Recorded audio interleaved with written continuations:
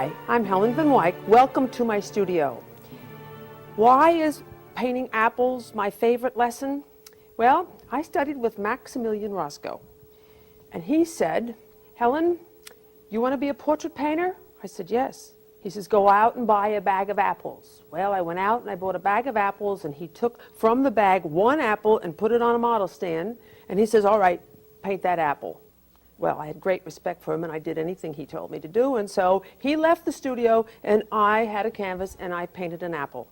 He came back in about an hour, and he didn't look at what I was doing. He went over to the model stand, took the apple off the model stand, threw it back with all the apples I had painted. He says, now I shall look at your picture.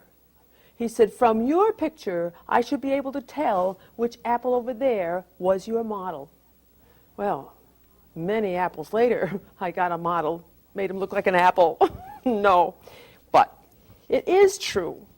If I can paint a really good apple, I could then bring that or take that painting expertise to all the other subject matters, because an apple has a shape, an apple has a texture, an apple has a shine, an apple has color, an apple has tone, and also an apple would like to be in a nice situation. So let me start this picture and talk about the principles of painting as I go. One of the principles that's very important in making a decent looking picture is the placement of the overall composition. And so I'm going to put an apple over here.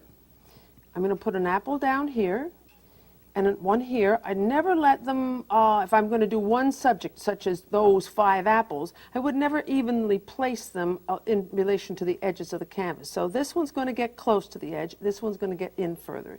This one's going to be here, and I'll make this one further down. And so this is what I call an envelope that decides how much of this canvas I'm going to take up. Wouldn't it be terrible if I just started with one apple? Great big, and I'd start out and try to do all the rest in relation to it. Well, I'd just make one this big, then put another one in. I say, oh, what the heck, I don't want to put all 5 in anyway. No, so this is the composition. So now I'll put a little bit of a mark to indicate each one.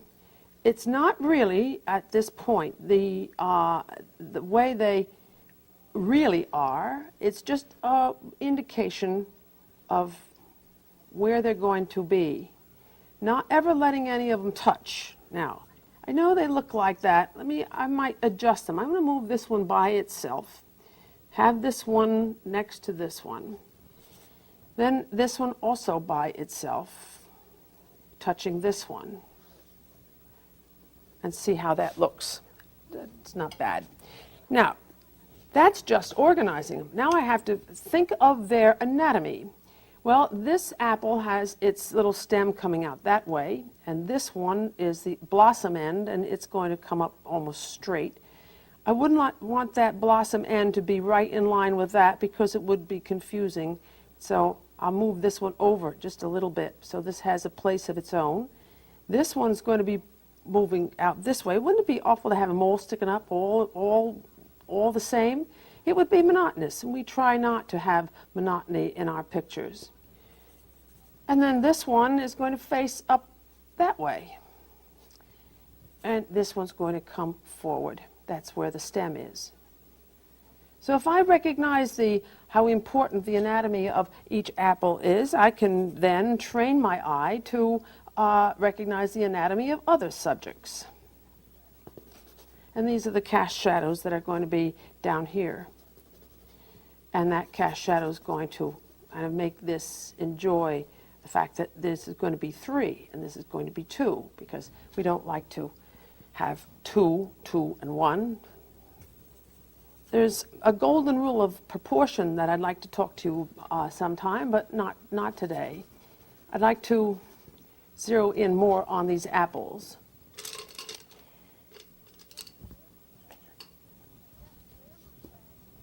Yes, they're my subject, and now I have to think about how I'm going to do them. They're red and green, and I think that the red color is a bleeding color. No pun intended.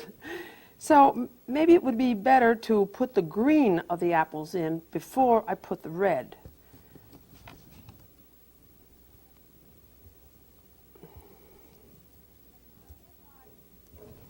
And if I observe the apple from the top down, maybe I'll have my eye very impressed by every little bit of it, every little nuance of it.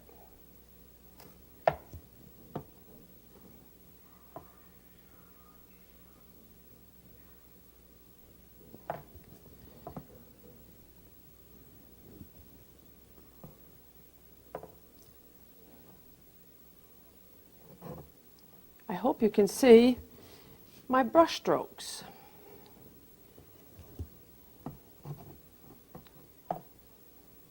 Trying to have the brush strokes represent each observation. I don't look in paint.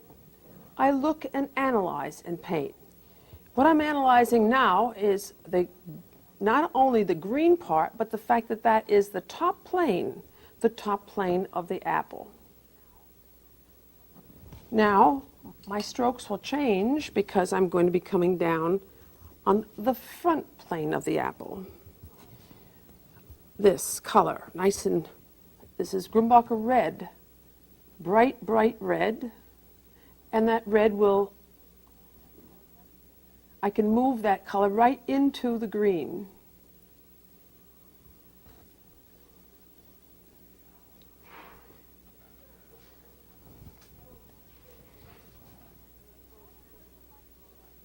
That's where the light strikes the apple.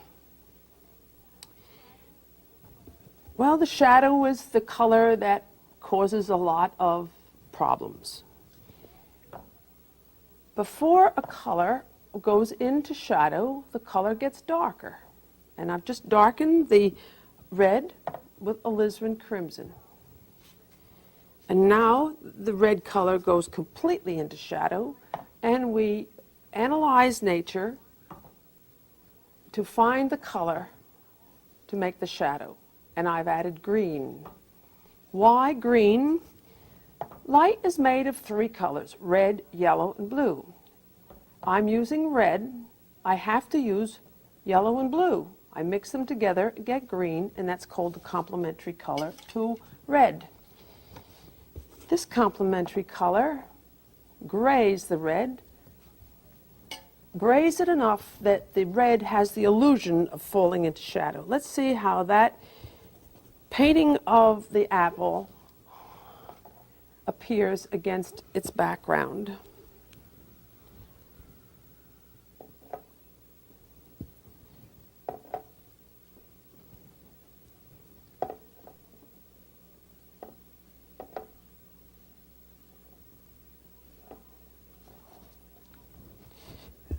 Now I have to fix the edge.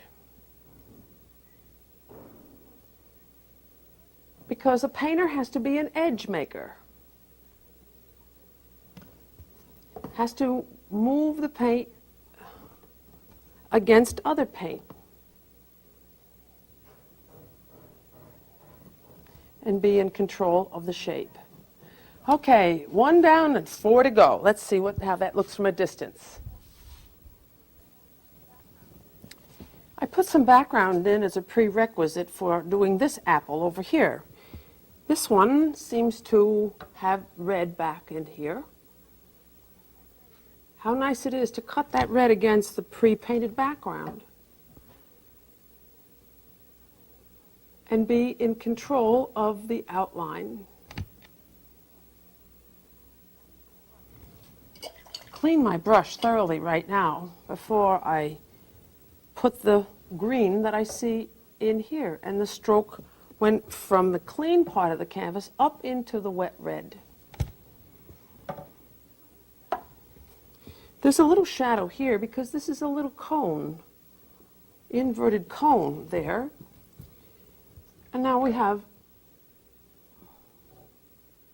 red again. Bright red, Grumbacher red and white. Ooh, really makes that jump out. darken it just before the shadow, and then green into it, sap green, to make the shadow.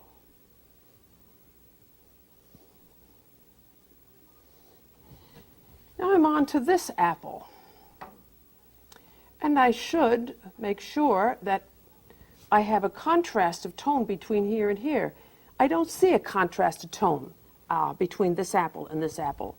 I'm going to make one because, after all, these apples are going to go into a pie. Certainly not soup. But the picture's going to live on, so I really have to think more about how this is and that is.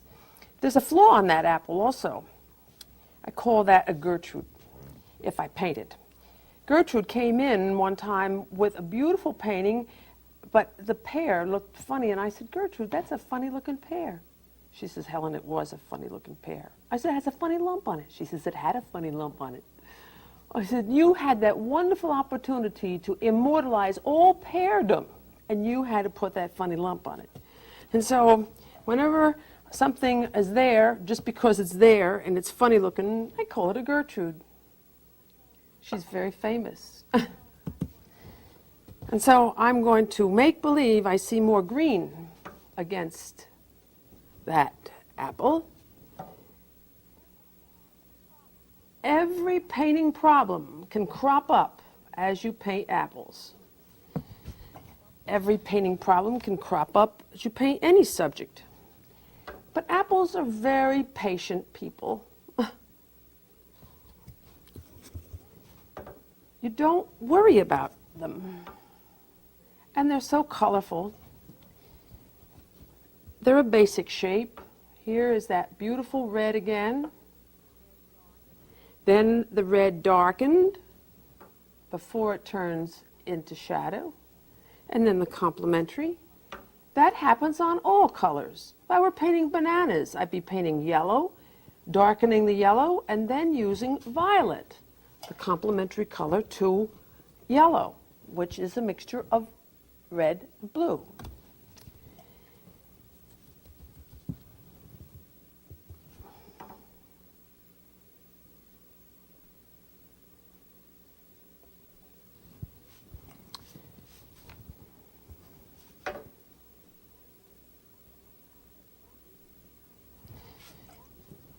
Now this one, white. Take a nice big gob of white and green, mix a lot to paint that bright, bright green that's right there.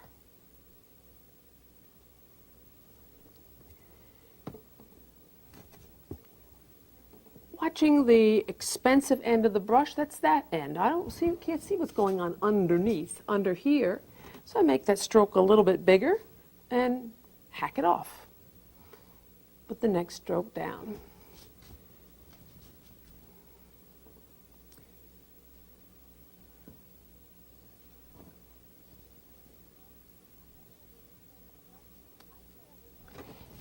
I call this a favorite lesson because we have a chance to study one thing, one shape, and repeat it. Becomes a nice looking picture, but the repetition is the lesson. We do it one and we think, gee, I think it's going pretty well, and so you employ what you've learned from one on the next one.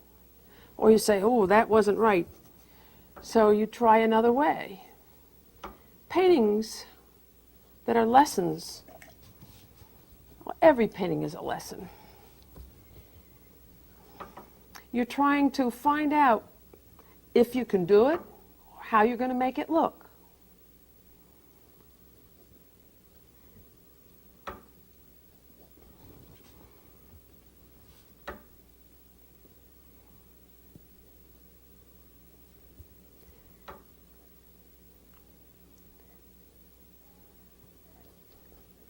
And red is a color that is one of the beauties in nature.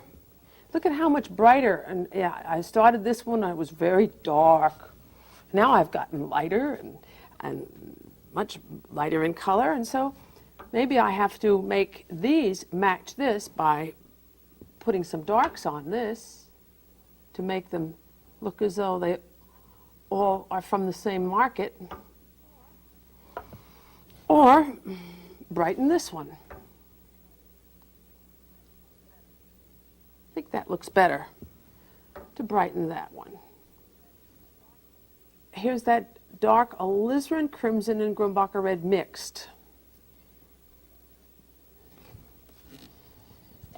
Here, this green is right along this edge.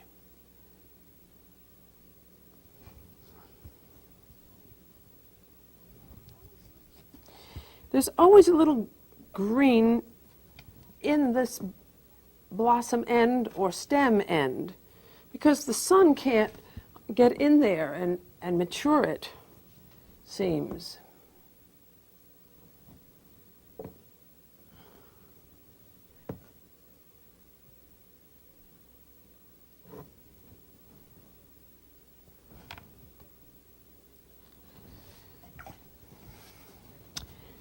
Roscoe said, "Do you know why there are 5 lumps on an apple?" There are, delicious apples. You can see those 5 lumps very easily. And I don't know whether he made it up or not, but he said, "This, why, Helen?" I said, "Why?" He said, "Because it comes from a 5-petaled flower." But you can see by the core that there are 5 things that come out that affect the outline. So he said, "You know why apples are fat on one side and thin on the other?" I said, "No." He says, "The fat side had the advantage of being on the outside of the tree." I said, "All that about an apple?" He says, "All that about anything you paint. Paint what you know, or apply what you know to what you see, to give your picture plausibility."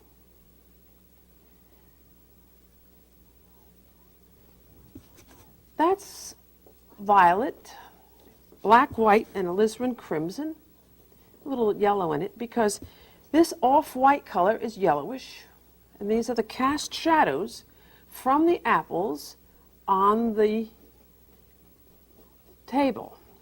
Now, I've seen this mistake happen.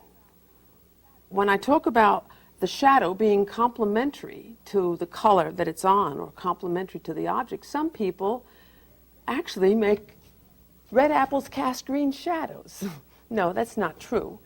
The red is on the green is on the red, but the cast shadow is on the yellow, so it takes on the complementary of the yellow. I know this sounds all very confusing, but it's something that really has to be learned, just like any other art form. There are certain principles we have to accept. They don't inhibit us. Ooh, look what happened. I've got a dirty rag. They don't inhibit us. They just make us feel secure. We know more what it's all about, because our paintings do reflect on nature.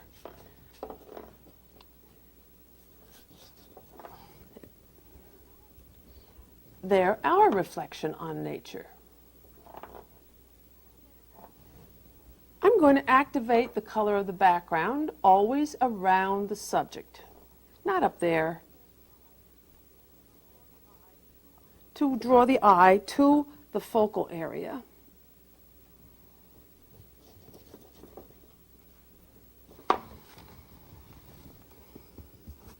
Why don't I put this poor apple's bottom on?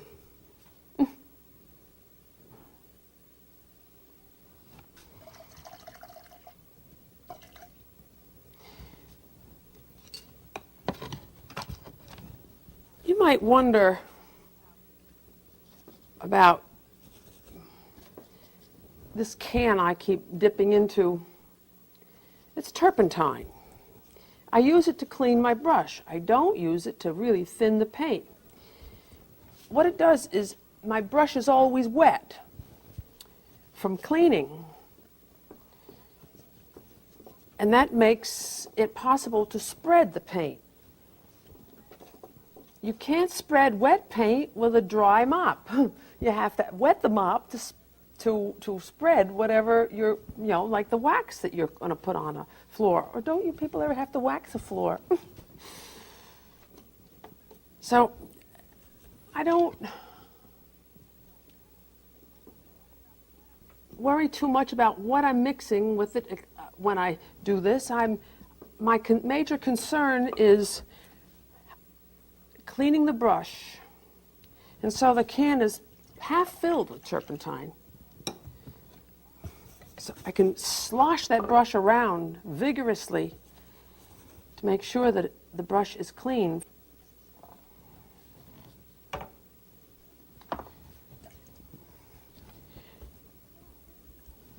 The more fanciful painting mediums are for special effects. But you have to be familiar with paint to know about paint's special effects. You come to those conclusions.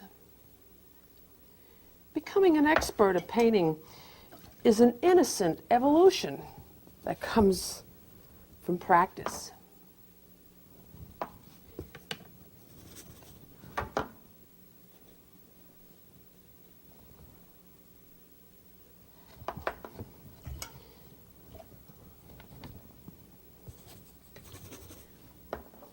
I really do think you could rely more on your ingenuity in handling this stuff than in becoming encumbered with some complicated mixtures or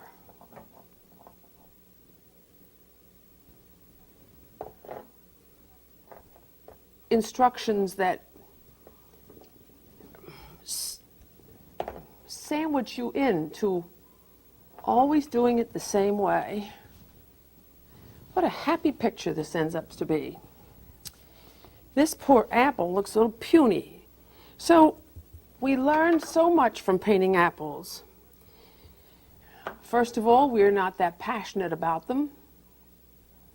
Not as passionate about apples as we are about painting people. So we are more apt to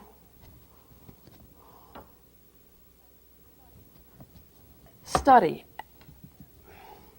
experiment, see what we can do about it. How can I have apples without having them shine? I don't know how many of you saw the picture I did of onions. They had highlights. Apples have highlights too. And remember, I put the highlights in opposite from the streakiness of onions. I'm putting the highlight in to make the apples look as though it go around, and now I can fluff them in opposite from the way I put them on. Nice, beautiful, big sable brush. It's nice and soft. If you don't fuse your highlights in and just put them in a big plops, they look like a chicken with a highlight foot walked across the canvas. So I've told you, let's see how this looks from a distance. So there are certain things that we learn, and one of the things that we learn about painting are their 5 tone values: a highlight, a body tone, a body shadow, a cast shadow, and a reflection. So let me put the reflection in. These 5 tone values are caused by light, and they influence every object that you'll paint, or they should, because this is what is going to make them look dimensional on a flat surface. Reflections very often are more nicely done when the painting is dry. Next week, I have an interesting lesson, and I call it The 17th century is the founder of the lost line. I'm going to talk only about how you can manipulate these edges to give this mysterious feeling that you can see the back as well as the front. So please join me at Welcome to my studio, and I'll show you how I manipulate edges, or I'll teach you how to make soup.